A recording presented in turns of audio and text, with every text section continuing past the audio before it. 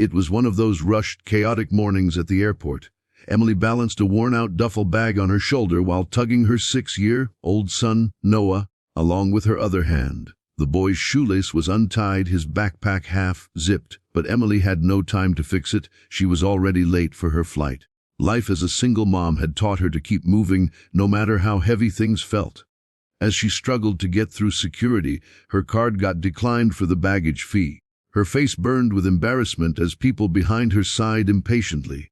She fumbled for another card, whispering apologies when a deep, familiar voice spoke from behind. "I've got it. Don't worry." She froze. That voice had pulled her back 10 years in an instant.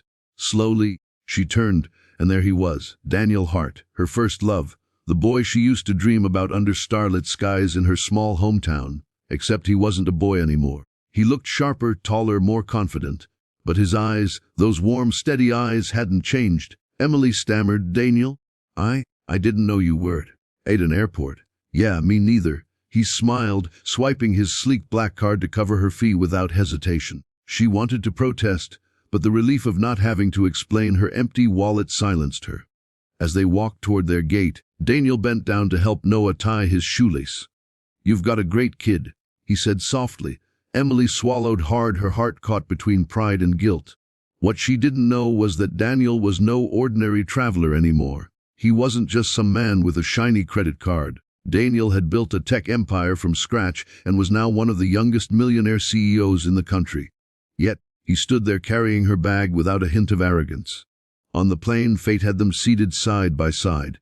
Emily tried to make small talk, careful not to reveal how much she'd been struggling, working 2 jobs, skipping meals so her son could eat, dreaming of a life she wasn't sure she could ever give him. But Daniel noticed. He noticed the faded edges of her jacket, the way her hands trembled when she counted the snacks in Noah's bag. He remembered the girl who once gave her lunch to a stray dog, who worked extra shifts to help her mom pay rent. She hadn't changed. Halfway through the flight, Noah fell asleep on Emily's lap, his small hand clutching hers. Emily stared out the window, blinking back tears she didn't want Daniel to see. That's when he leaned closer and whispered, "You've been carrying the world on your shoulders, haven't you?" She laughed bitterly. "Well, someone has to." In that moment, Daniel made a decision. When they landed, as Emily prepared to say goodbye, Daniel stopped her. "Listen, I don't want to overstep, but I run a foundation that helps single parents get back on their feet. Housing, childcare, job training. I want to help you. No strings attached." Emily's pride flared. "I don't need charity, Daniel." He looked her in the eyes. "It's not charity. It's an investment in you, and in that little boy who deserves the world. You once believed in me when I had nothing. Let me do the same for you." Her heart cracked open. She remembered the teenage Daniel who used to walk her home in the rain, the boy who swore she made him believe he could do anything. And now, here he was, a man keeping that promise in his own way. With tears streaming down her cheeks, Emily finally nodded. Months later, Emily stood in her own small but beautiful apartment, Noah running around with laughter that no longer sounded weighed down by struggle. She had a steady job, affordable childcare, and, for the first time in years, hope. Daniel visited often, never making her feel indebted, only reminding her with his kindness that life could surprise you when you least expected it. Sometimes, love doesn't come back in the way you thought it would. Sometimes it returns as compassion, as second chances, as the reminder that humanity still shines in a world that often feels cold. Emily realized that day at the airport wasn't just a chance encounter. It was life's way of telling her you are not alone. Good people still exist, and kindness can change everything. Have you ever had one of those days when everything seems to go wrong, and then, out of nowhere, life throws you the biggest surprise? That's exactly what happened to Emily. Emily was a struggling single mom.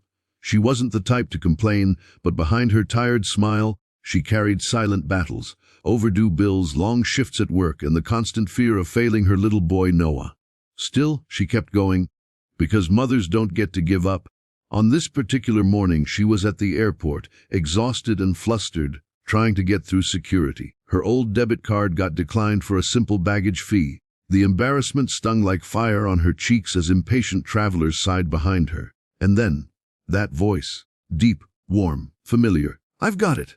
Don't worry." She turned, and her heart skipped. "Daniel." Her first love. It had been almost 10 years since she last saw him. Back then, they were just two small-town dreamers. She remembered the way he used to talk about big plans and impossible dreams. She had always believed in him, even when nobody else did. Now here he was, grown, confident, successful. But what Emily didn't know, what she couldn't possibly imagine in that moment, was that Daniel wasn't just successful. He was a millionaire CEO, a man who had built an empire from nothing. Yet, despite all that, he looked at her not with pity, but with the same warmth he always had. As they walked toward the gate, Daniel noticed everything she tried to hide. The worn-out bag, the way her hands trembled when she zipped up her son's backpack, the way exhaustion seemed to cling to her like a shadow. On the plane, fate seated them side by side. Noah, her little boy, instantly took to Daniel, giggling as he helped tie his shoelaces, listening wide-eyed to his stories. Emily tried to act calm, but inside, her heart was a storm. At one point, when Noah fell asleep across her lap, Daniel leaned in and whispered, "You've been carrying the world on your shoulders, haven't you?" Emily forced a smile. Well, someone has to. That moment pierced through him. He remembered the girl who once gave her own lunch to a stray dog, the girl who worked late at the diner just to buy her mom's medication. Emily hadn't changed. She was still selfless, still strong, still Emily. By the time the plane landed, Daniel knew what he had to do. As Emily prepared to say goodbye, he stopped her. "Emily, I don't want to overstep, but I run a foundation. It helps single parents, housing, childcare, job opportunities. Let me help you."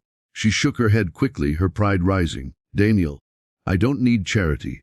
But Daniel's voice was steady. "This isn't charity. It's a thank you. You believed in me when no one else did. I wouldn't be who I am today without that. Now it's my turn to believe in you." Her eyes welled with tears. For so long she had been alone, carrying everything by herself, and now, standing in front of her, was the boy she once loved, offering her not pity, but dignity and a chance. Emily finally whispered, "Okay." Months later, everything had changed. Emily now had a steady job through Daniel's foundation. She and Noah moved into a cozy little apartment where laughter filled the rooms instead of worry. She wasn't rich, but she was safe. She was finally free to breathe, to dream, to live. And Daniel, he visited often, not as a CEO, not as some distant millionaire, but as a friend, someone who cared, someone who reminded her that good people still existed in this world. One evening, as Emily tucked Noah into bed, he looked up at her and asked, "Mommy, is Daniel an angel?"